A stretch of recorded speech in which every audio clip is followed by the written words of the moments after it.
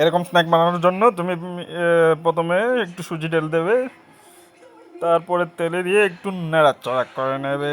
এর সাথে তুমি একটু আদা গুঁড়া, তারপরে অল্প পরিমাণে নমক মানে লবণ, তারপরে তুমি একটু জল ঢেলে দেবে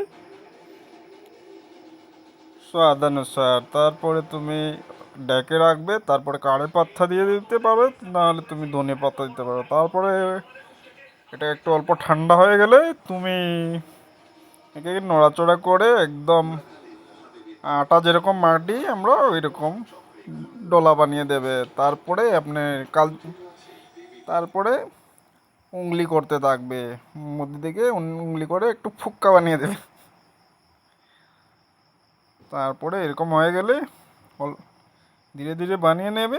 দেখো কত সুন্দর বানালাম আমি, এইরকমই বানাতে হবে। তারপরে তেলের মধ্যে ছেড়ে দেবেন, ছাড়ার পরে একটু নাড়াচাড়া করবে, পাল্টিয়ে দেবে। তারপরে আপনি রূপটা দেখতে পারবেন।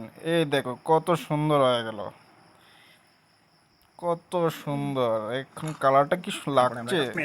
তারপরে এরকম আমি ঢেলে দিলাম ম্যাগি মশলা, তারপরে ম্যাগি মশলাটা দেওয়ার পরে একটু নাড়াচাড়া করে দিলাম। দেখো কি সুন্দর হয়েছে, হ্যাঁ? খেতে কি লাগে রে ভাই।